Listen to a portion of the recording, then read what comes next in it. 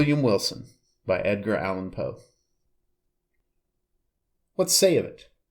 What say of conscience grim, that spectre in my path? From Chamberlain's Farinita. Let me call myself, for the present, William Wilson. The fair page now lying before me need not be sullied with my real appellation.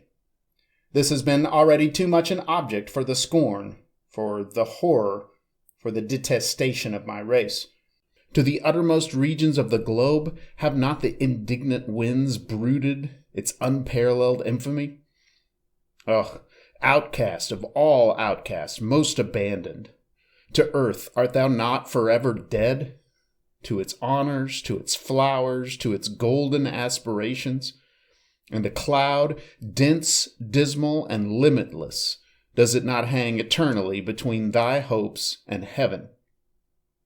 I would not, if I could, here or today, embody a record of my later years of unspeakable misery, of unpardonable crime.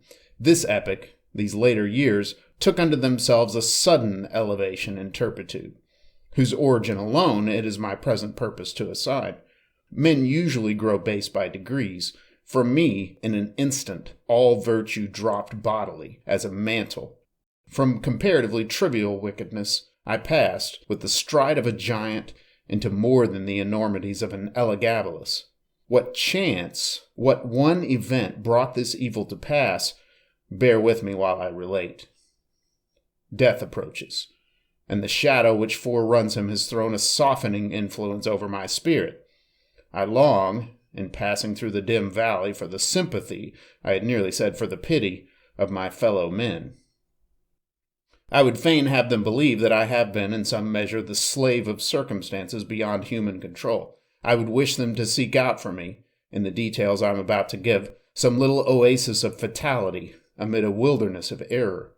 I would have them allow, what they cannot refrain from allowing, that although temptation may have erewhile existed as great, man was never thus, at least tempted before, certainly never thus fell.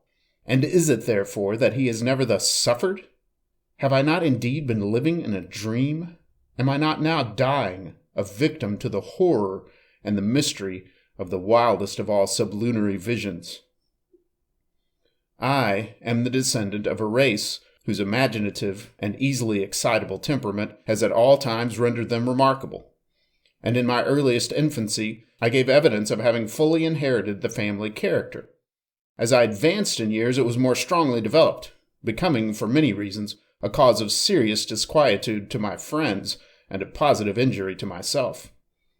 I grew self-willed, addicted to the wildest caprices, and a prey to the most ungovernable passions.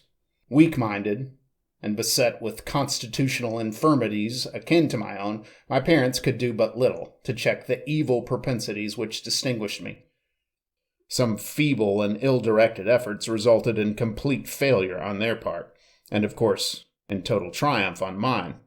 Thenceforward, my voice was a household law, and at an age when few children have abandoned their leading strings, I was left to the guidance of my own will, and became, in all but name, the master of my own actions.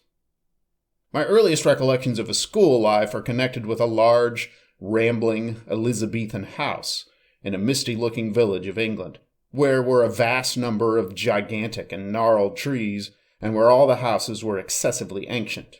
In truth, it was a dreamlike and spirit-soothing place, that venerable old town. At this moment in fancy, I feel the refreshing chilliness of its deeply shadowed avenues, and hail the fragrance of its thousand shrubberies, and thrill anew with undefinable delight at the deep, hollow note of the church bell, breaking, each hour, with sullen and sudden roar upon the stillness of the dusky atmosphere in which the fretted Gothic steeple lay embedded and asleep. It gives me, perhaps, as much of pleasure as I can now in any manner experience, to dwell upon minute recollections of the school and its concerns. Steeped in misery as I am, misery, alas, only too real, I shall be pardoned for seeking relief, however slight and temporary, in the weakness of a few rambling details. These, moreover, utterly trivial and even ridiculous in themselves, assumed to my fancy adventitious importance as connected with a period and a locality when and where I recognize the first ambiguous monitions of the destiny which afterwards so fully overshadowed me. Let me then remember. The house, I have said, was old and irregular. The grounds were extensive, and a high and solid brick wall, topped with a bed of mortar and broken glass, encompassed the whole. This prison-like rampart formed the limit of our domain. Beyond it we saw but thrice a week. Once every Saturday afternoon, when, attended by 2 ushers, we were permitted to take brief walks in a body through some of the neighboring fields, and twice during Sunday, when we were paraded in the same formal manner to the morning and evening service in the one church of the village. Of this church the principal of our school was pastor. With how deep a spirit of wonder and perplexity was I wont to regard him from our remote pew in the gallery, as, with steps solemn and slow, he ascended the pulpit. This reverend man, with countenance so demurely benign, with robes so glossy and so clerically flowing, with wig so minutely powdered, so rigid, and so vast. Could this be he who, of late, with sour visage and in snuffy habiliments, administered, ferule in hand, the draconian laws of the academy? O gigantic paradox, too utterly monstrous for solution. At an angle of the ponderous wall frowned a more ponderous gate. It was riveted and studded with iron bolts, and surmounted with jagged iron spikes. What impressions of awe did it inspire! It was never opened, save for the 3 periodical egressions and ingressions already mentioned. Then, in every creak of its mighty hinges, we found a plenitude of mystery, a world of matter for solemn remark, or for more solemn meditation. The extensive enclosure was irregular in form, having many capacious recesses. Of these, 3 or 4 of the largest constituted the playground. It was level, and covered with fine, hard gravel. I well remember it had no trees, nor benches, nor anything similar within it. Of course, it was in the rear of the house. In front lay a small parterre, planted with box and other shrubs, but through this sacred division we passed only upon rare occasions indeed, such as a first advent to school, or final departure thence, or perhaps when a parent or friend having called for us, we joyfully took our way home for the Christmas or midsummer holidays. But the house, how quaint an old building was this! To me, how veritably a palace of enchantment! There was really no end to its windings, its incomprehensible subdivisions. It was difficult, at any given time, to say with certainty upon which of its 2 stories one happened to be. From each room to every other, there were sure to be found 3 or 4 steps either in ascent or descent. Then the lateral branches were innumerable, inconceivable, and so returning in upon themselves, that our most exact ideas in regard to the whole mansion were not very far different from those with which we pondered upon infinity. During the 5 years of my residence here, I was never able to ascertain with precision in what remote locality lay the little sleeping apartment assigned to myself and some 18 or 20 other scholars. The schoolroom was the largest in the house. I could not help thinking, in the world. It was very long, narrow, and dismally low, with pointed Gothic windows and a ceiling of oak. In a remote and terror-inspiring angle was a square enclosure of 8 or 10 feet, comprising the sanctum, during hours, of our principal, the Reverend Dr. Bransby.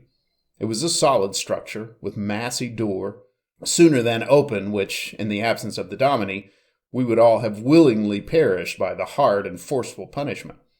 In other angles were 2 other similar boxes, far less reverenced indeed, but still greatly matters of awe. One of these was the pulpit of the classical usher, one of the English and mathematical. Interspersed about the room, crossing and recrossing, in endless irregularity, were innumerable benches and desks, black, ancient, and time-worn, piled desperately with much bethumbed books, and so beseamed with initial letters, names at full length, grotesque figures, and other multiplied efforts of the knife, as to have entirely lost what little of original form might have been their portion in days long departed. A huge bucket with water stood at one extremity of the room, and a clock of stupendous dimensions at the other. Encompassed by the massy walls of this venerable academy, I passed, yet not in tedium or disgust, the years of the third lustrum of my life. The teeming brain of childhood requires no external world of incident to occupy or amuse it, and the apparently dismal monotony of a school was replete with more intense excitement than my riper youth has derived from luxury, or my full manhood from crime. Yet I must believe that my first mental development had in it much of the uncommon, even much of the bizarre. Upon mankind at large, the events of very early existence rarely leave in mature age any definite impression. All is gray shadow, a weak and irregular remembrance, an indistinct regathering of feeble pleasures and phantasmagoric pains. With me this is not so. In childhood I must have felt, with the energy of a man, what I now find stamped upon memory in lines as vivid, as deep, and as durable as the exurgs of the Carthaginian medals. Yet in the fact of the world's view, how little was there to remember. The morning's awakening, the nightly summons to bed, the connings, the recitations, the periodical half-holidays and perambulations, the playground with its broils, its pastimes, its intrigues, these, by mental sorcery long forgotten, were made to involve a wilderness of sensation, a world of rich incident, a universe of varied emotion, of excitement the most passionate and spirit-stirring. Oh, the good times of those wonderful years! In truth, the ardor, the enthusiasm, and the imperiousness of my disposition soon rendered me a marked character among my schoolmates, and by slow but natural gradations gave me an ascendancy over all not greatly older than myself, over all with a single exception. This exception was found in the person of a scholar who, although no relation, bore the same Christian and surname as myself. A circumstance, in fact, little remarkable, for, notwithstanding a noble descent, mine was one of those everyday appellations which seem by prescriptive right to have been, time out of mind, the common property of the mob. In this narrative I have therefore designated myself as William Wilson, a fictitious title not very dissimilar to the real.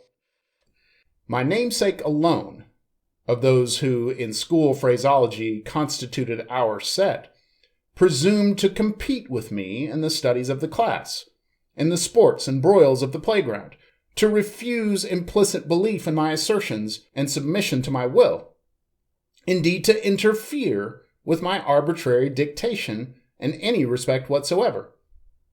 If there is on earth the supreme and unqualified despotism, it is the despotism of a mastermind in boyhood over the less energetic spirits of its companions.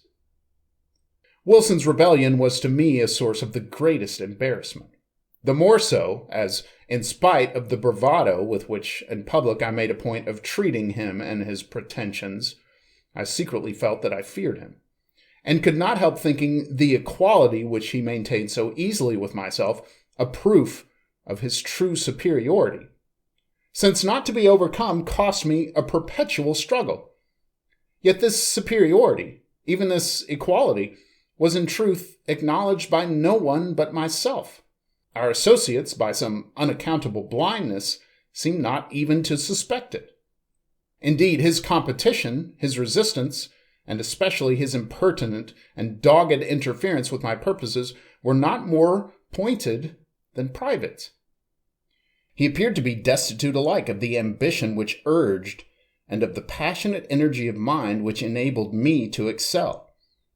In his rivalry, he might have been supposed actuated solely by a whimsical desire to thwart, astonish, or mortify myself, although there were times when I could not help observing, with a feeling made up of wonder, amazement, and pique, that he mingled with his injuries, his insults, or his contradictions, a certain most inappropriate and assuredly most unwelcome affectionateness of manner. I could only conceive this singular behavior to arise from a consummate self-conceit, assuming the vulgar airs of patronage and protection. Perhaps it was this latter trait in Wilson's conduct, conjoined with our identity of name and the mere accident of our having entered the school upon the same day, which set afloat the notion that we were brothers among the senior classes in the academy. These do not usually inquire with much strictness into the affairs of their juniors. I have before said, or should have said, that Wilson was not, in the most remote degree, connected with my family. But assuredly, if we had been brothers, we must have been twins, for after leaving Dr. Bransby's, I casually learned that my namesake was born on the 19th of January, 1813, and this is a somewhat remarkable coincidence, for the day is precisely that of my own nativity.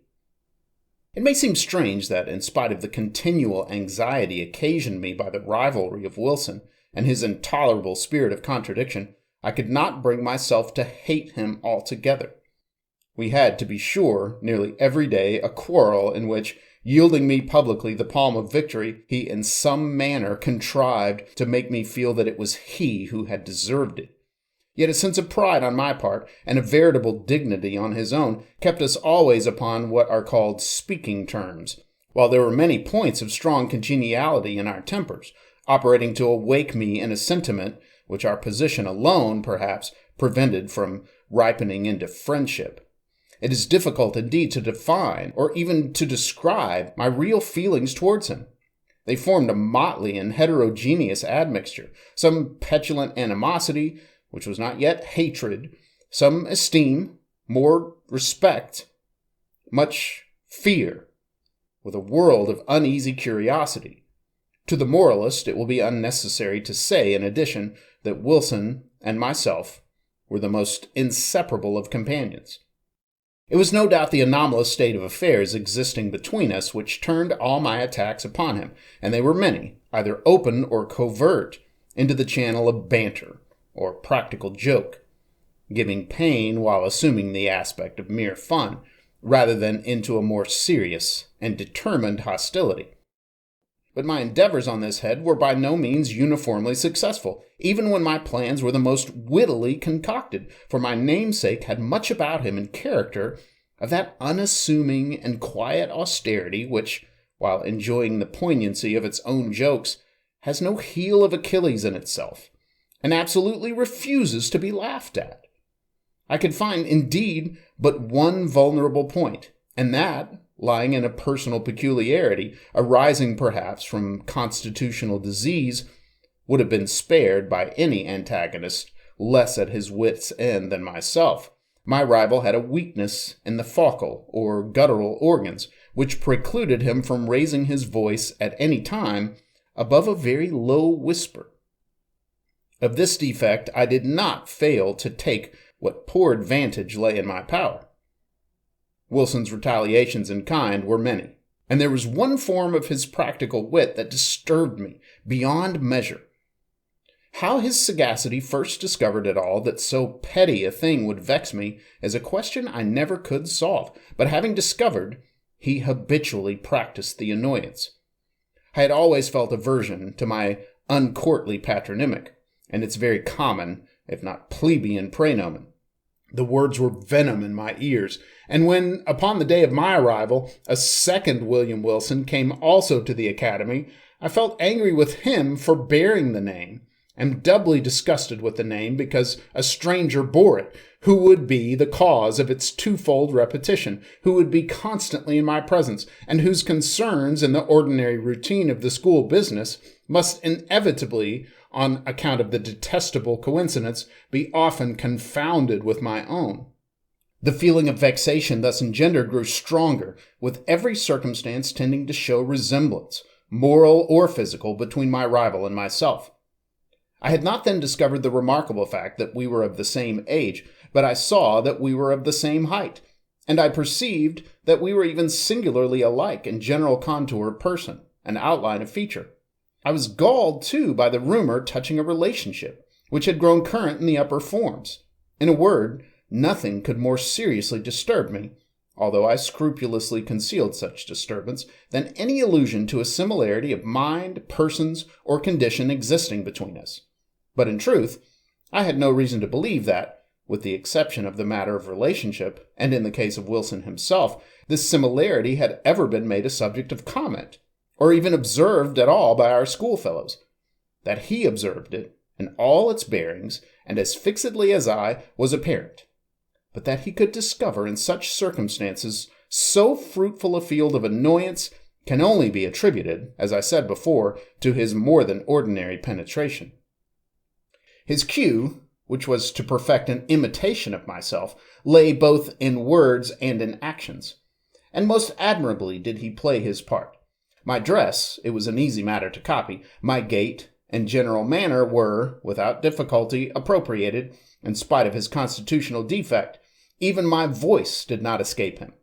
My latter tones were, of course, unattempted, but then the key, it was identical, and his singular whisper, it grew the very echo of my own.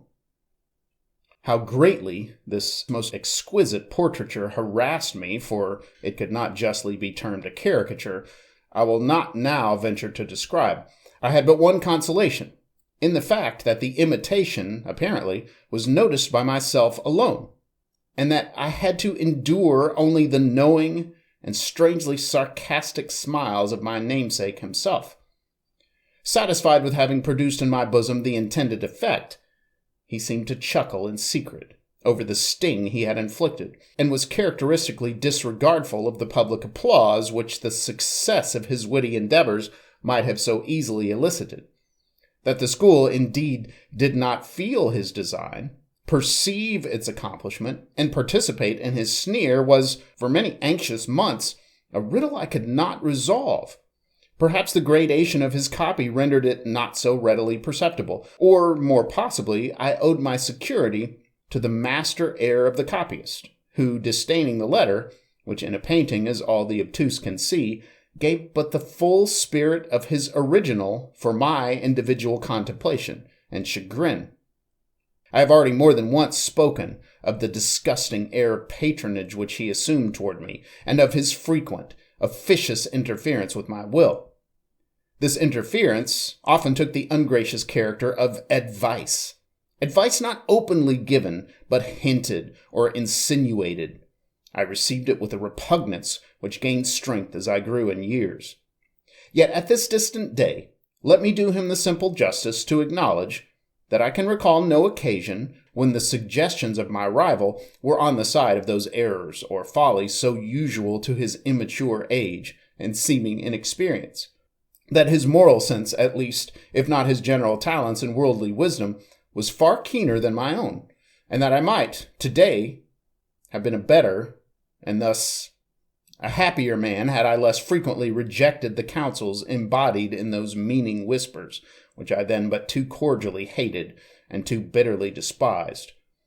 As it was, I at length grew restive in the extreme under his distasteful supervision, and daily resented more and more openly what I considered his intolerable arrogance. I have said that, in the first years of our connection as schoolmates, my feelings in regard to him might have been easily ripened into friendship, but in the latter months of my residence at the academy, although the intrusion of his ordinary manner had, beyond doubt, in some measure abated, my sentiments, in nearly similar proportion, partook very much of positive hatred. Upon one occasion he saw this, I think, and afterwards avoided, or made a show of avoiding me. It was about the same period, if I remember aright, that in an altercation of violence with him, in which he was more than usually thrown off his guard, and spoke and acted with an openness of demeanor rather foreign to his nature, I discovered, or fancied I discovered, in his accent, his air, and general appearance, a something which first startled, and then deeply interested me by bringing to mind dim visions of my earliest infancy. Wild, confused, and thronging memories of a time when memory herself was yet unborn. I cannot better describe the sensation which oppressed me than by saying that I could with difficulty shake off the belief of my having been acquainted with the being who stood before me at some epoch very long ago, some point of the past, even infinitely remote. The delusion, however, faded rapidly as it came, and I mention it at all but to define the day of the last conversation I there held with my singular namesake. The huge old house, with its countless subdivisions, had several large chambers communicating with each other where slept the greater number of the students. There were, however, as must necessarily happen in a building so awkwardly planned, many little nooks or recesses, the odds and ends of the structure, and these the economic ingenuity of Dr. Bransby had also fitted up as dormitories. Although, being the merest closets, they were capable of accommodating but a single individual. One of these small apartments was occupied by Wilson. One night, about the close of my 5th year at the school, and immediately after the altercation just mentioned, finding everyone wrapped in sleep, I arose from bed, and lamp in hand, stole through a wilderness of narrow passages from my own bedroom to that of my rival.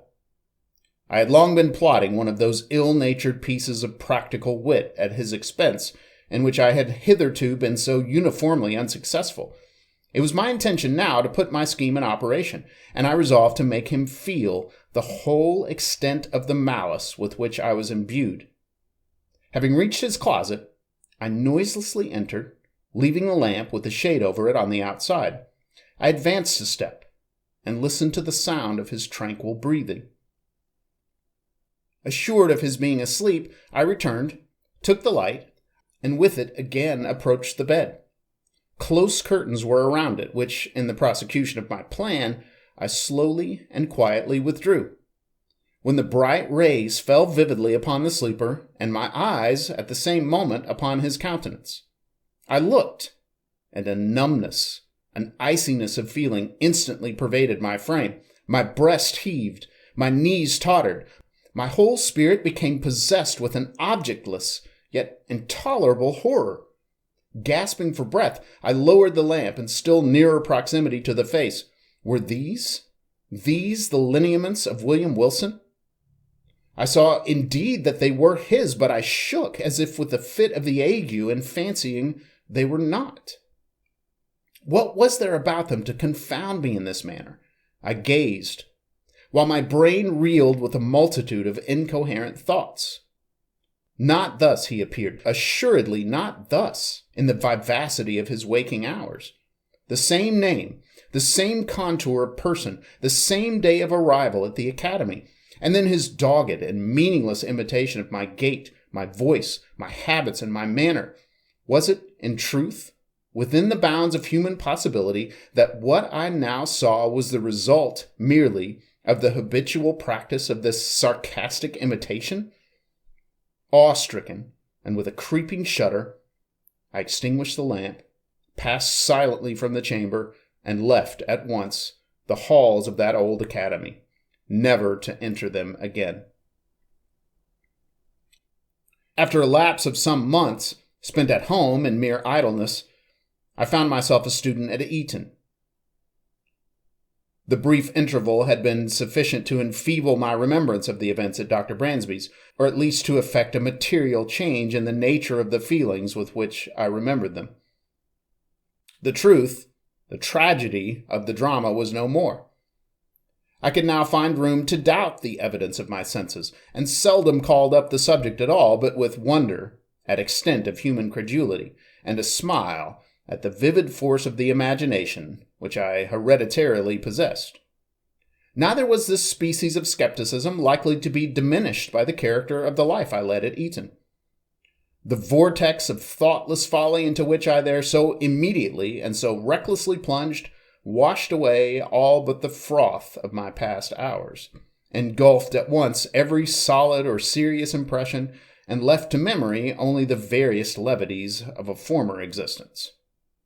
I do not wish, however, to trace the course of my miserable profligacy here, a profligacy which set at defiance the laws while it eluded the vigilance of the institution.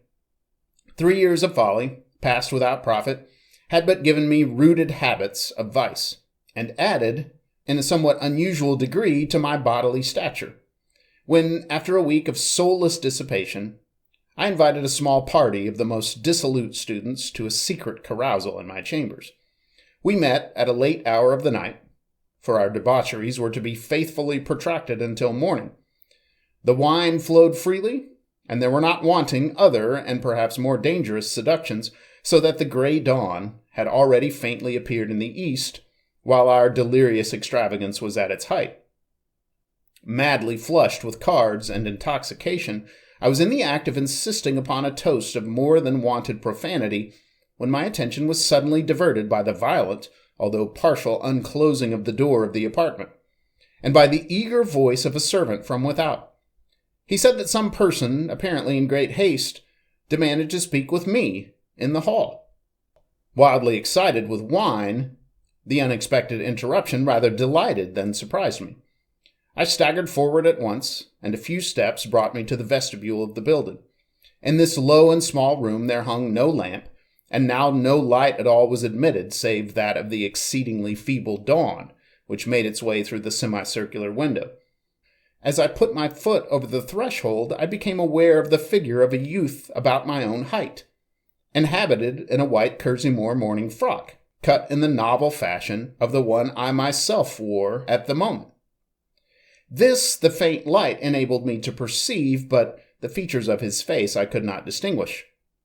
Upon my entering, he strode hurriedly up to me, and seizing me by the arm with a gesture of petulant impatience, whispered the words, "William Wilson," in my ear. I grew perfectly sober in an instant. There was that in the manner of the stranger, and in the tremulous shake of his uplifted finger as he held it between my eyes and the light, which filled me with unqualified amazement. But it was not this which had so violently moved me. It was the pregnancy of solemn admonition in the singular, low, hissing utterance. And above all, it was the character, the tone, the key of those few simple and familiar yet whispered syllables which came with 1,000 thronging memories of bygone days and struck upon my soul with the shock of a galvanic battery. Ere I could recover the use of my senses, he was gone. Although this event failed not of a vivid effect upon my disordered imagination, yet was it evanescent as vivid. For some weeks, indeed, I busied myself in earnest inquiry, or was wrapped in a cloud of morbid speculation. I did not pretend to disguise from my perception the identity of the singular individual who thus perseveringly interfered with my affairs, and harassed me with his insinuated counsel. But who and what was this Wilson, and whence came he, and what were his purposes? Upon neither of these points could I be satisfied, merely ascertaining in regard to him that a sudden accident in his family had caused his removal from Dr. Bransby's academy on the afternoon of the day in which I myself had eloped. But in a brief period I ceased to think upon the subject, my attention being all absorbed in a contemplated departure for Oxford. Thither I soon went, the uncalculating vanity of my parents furnishing me with an outfit, an annual establishment which would enable me to indulge at will in the luxury already so dear to my heart, to vie in the profuseness of expenditure with the haughtiest heirs of the wealthiest earldoms in Great Britain. Excited by such appliances to vice, my constitutional temperament broke forth with redoubled ardor, and I spurned even the common restraints of decency in the mad infatuation of my rebels. But it were absurd to pause in the detail of my extravagance. Let it suffice that among spendthrifts I out-Heroded Herod, and that, giving name to a multitude of novel follies, I added no brief appendix to the long catalogue of vices then usual in the most dissolute university of Europe. It could hardly be credited, however, that I had, even here, so utterly fallen from the gentlemanly estate as to seek acquaintance with the vilest arts of the gambler by profession, and having become an adept in his despicable science, to practice it habitually as a means of increasing my already enormous income at the expense of the weak-minded among my fellow collegians. Such, nevertheless, was the fact. And the very enormity of this offense against all manly and honorable sentiment proved, beyond doubt, the main, if not the sole reason of the impunity with which it was committed. Who indeed among my most abandoned associates would not rather have disputed the clearest evidence of his senses than have suspected of such courses? The gay, the frank, the generous William Wilson, the noblest and most liberal commoner at Oxford. him whose follies, said his parasites, were but the follies of youth and unbridled fancy, whose errors but inimitable whim, whose darkest vice but a careless and dashing extravagance. I had been now 2 years successfully busied in this way when there came to the university a young parvenu nobleman, Glendinning, rich, said report, as Herodotus Atticus, his riches, too, as easily acquired. I soon found him of weak intellect, and of course marked him as a fitting subject for my skill. I frequently engaged him in play, and contrived, with the gambler's usual art, to let him win considerable sums, the more effectually to entangle him in my snares. At length, my schemes being ripe, I met him, with the full intention that this meeting should be final and decisive, at the chambers of a fellow commoner, Mr. Preston, equally intimate with both, but who, to do him justice, entertained not even a remote suspicion of my design. To give to this a better coloring, I had contrived to have assembled a party of some 8 or 10, and was solicitously careful that the introduction of cards should appear accidental, and originate in the proposal of my contemplated dupe himself. To be brief upon a vile topic, none of the low finesse was omitted, so customary upon similar occasions that it is just a matter for wonder how any are still found so besotted as to fall its victim. We had protracted our sitting far into the night, and I had, at length, effected the maneuver of getting Glendinning as my sole antagonist. The game, too, was my favorite écarté. The rest of the company, interested in the extent of our play, had abandoned their own cards, and were standing around us as spectators. The parvenu, who had been induced by my artifices in the early part of the evening to drink deeply, now shuffled, dealt, or played with a wild nervousness of manner, for which his intoxication, I thought, might partially, but could not altogether, account. In a very short period, he had become my debtor to a large amount, when, having taken a long draught of port, he did precisely what I had been coolly anticipating. He proposed to double our already extravagant stakes. With a well-feigned show of reluctance, and not until after my repeated refusal had seduced him into some angry words, which gave a color of pique to my compliance, did I finally comply. The result, of course, did but prove how entirely the prey was in my toils. In less than an hour, he had quadrupled his debt. For some time, his countenance had been losing the florid tinge lent it by the wine. But now, to my astonishment, I perceived that it had grown to a pallor truly fearful. I say to my astonishment. Glendinning had been represented to my eager inquiries as immeasurably wealthy, and the sums which he had as yet lost, although in themselves vast, could not, I supposed, very seriously annoy, much less so violently affect him. That he was overcome by the wine just swallowed was the idea which most readily presented itself, and, rather with a view to the preservation of my own character in the eyes of my associates than from any less interested motive, I was about to insist peremptorily upon a discontinuance of the play, when some expressions at my elbow from among the company, and an ejaculation evincing utter despair on the part of Glendinning, gave me to understand that I had effected his total ruin under circumstances which, rendering him an object for the pity of all, should have protected him from the ill offices even of a fiend. What now might have been my conduct, it is difficult to say.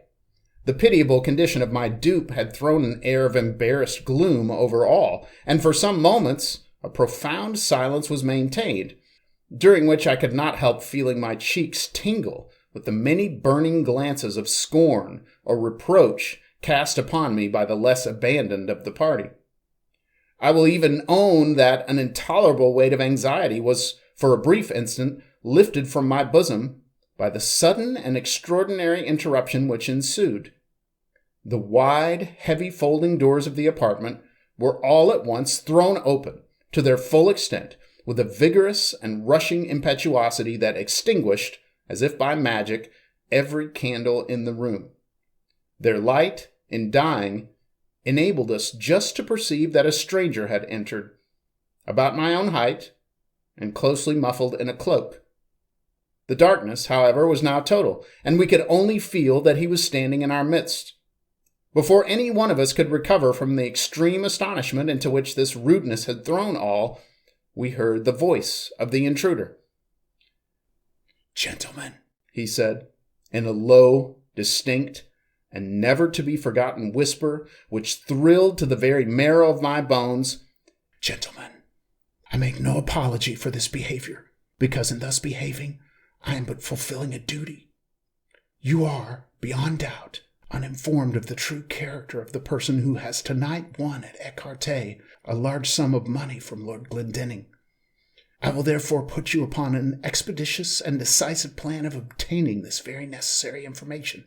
Please to examine at your leisure the inner linings of the cuff of his left sleeve, and the several little packages which may be found in the somewhat capacious pockets of his embroidered morning wrapper." While he spoke, so profound was the stillness that one might have heard a pin drop upon the floor. In ceasing, he departed at once, and as abruptly as he had entered. Shall I describe my sensations? Must I say that I felt all the horrors of the damned? Most assuredly, I had little time given for reflection. Many hands roughly seized me upon the spot, and lights were immediately reprocured. A search ensued.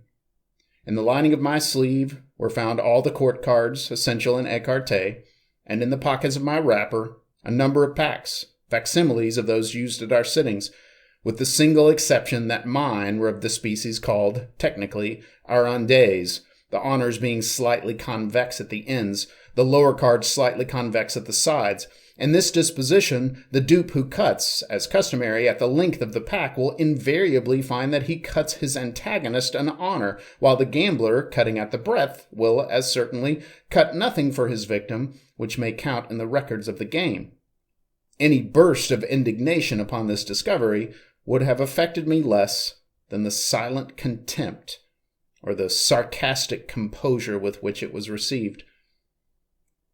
"Mr. Wilson," said our host, stooping to remove from beneath his feet an exceedingly luxurious cloak of rare furs. "Mr. Wilson, this is your property." The weather was cold, and upon quitting my own room, I had thrown a cloak over my dressing wrapper, putting it off upon reaching the scene of play. "I presume it is supererogatory to seek here," eyeing the folds of the garment with a bitter smile, "for any farther evidence of your skill. Indeed, we have had enough. You will see the necessity, I hope, of quitting Oxford, at all events, of quitting instantly my chambers." Abased, humbled to the dust as I was then, it is probable that I should have resented this galling language by immediate personal violence, had not my whole attention been at the moment arrested by a fact of the most startling character. The cloak, which I had worn, was of a rare description of fur. How rare, how extravagantly costly, I shall not venture to say. Its fashion, too, was of my own fantastic invention, for I was fastidious to an absurd degree of coxcombry in matters of this frivolous nature. When, therefore, Mr. Preston reached me that which he had picked up upon the floor and near the folding doors of the apartment, it was with an astonishment nearly bordering upon terror that I perceived my own already hanging on my arm, where I had no doubt unwittingly placed it, and that the one presented me was but its exact counterpart in every, and even the minutest possible particular. The singular being who had so disastrously exposed me had been muffled, I remembered, in a cloak, and none had been worn at all by any of the members of our party, with the exception of myself. Retaining some presence of mind, I took the one offered me by Preston, placed it, unnoticed, over my own, left the apartment with a resolute scowl of defiance, and next morning, ere dawn of day, commenced a hurried journey from Oxford to the Continent, in a perfect agony of horror and of shame. I fled in vain. My evil destiny pursued me, as if in exultation, and proved, indeed, that the exercise of its mysterious dominion had as yet only begun. Scarcely had I set foot in Paris ere I had fresh evidence of the detestable interest taken by this Wilson in my concerns. Years flew, while I experienced no relief. Villain! At Rome, with how untimely, yet with how spectral an officiousness, stepped he in between me and my ambition. At Vienna, too, at Berlin, and at Moscow, where, in truth, had I not bitter cause to curse him within my heart? From his inscrutable tyranny did I at length flee, panic-stricken, as from a pestilence, and to the very ends of the earth I fled, in vain. And again, in secret communion with my own spirit, would I demand the questions: who is he? Whence came he? And what are his objects? But no answer was there found. And then I scrutinized with a minute scrutiny the forms and the methods and the leading traits of his impertinent supervision. But even here there was very little upon which to base a conjecture. It was noticeable indeed that in no one of the multiplied instances in which he had of late crossed my path had he so crossed it except to frustrate those schemes, or to disturb those actions which, if fully carried out, might have resulted in bitter mischief. Poor justification, this, in truth, for an authority so imperiously assumed. Poor indemnity for natural rights of self-agency, so pertinaciously, so insultingly denied. I had also been forced to notice that my tormentor, for a very long period of time, while scrupulously and with miraculous dexterity maintaining his whim of an identity of apparel with myself, had so contrived it in the execution of his varied interference with my will that I saw not, at any moment, the features of his face. Be Wilson what he might, this at least was but the veriest of affectation, or of folly. Could he for an instant have supposed that in my admonisher at Eton, in the destroyer of my honor at Oxford, and him who thwarted my ambition at Rome, or my revenge at Paris, my passionate love at Naples, or what he falsely termed my avarice in Egypt, that in this, my arch-enemy and evil genius could fail to recognize the William Wilson of my schoolboy days, the namesake, the companion, the rival, the hated and dreaded rival at Dr. Bransby's? Impossible. But let me hasten to the last eventful scene of the drama. Thus far, I had succumbed supinely to this imperious domination.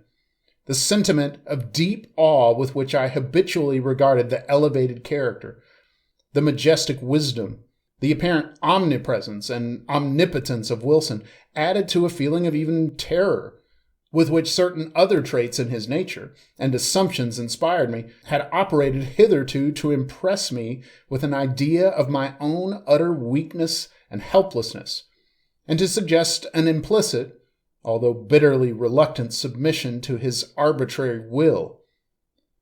But of late days I had given myself up entirely to wine, and its maddening influence upon my hereditary temper rendered me more and more impatient of control.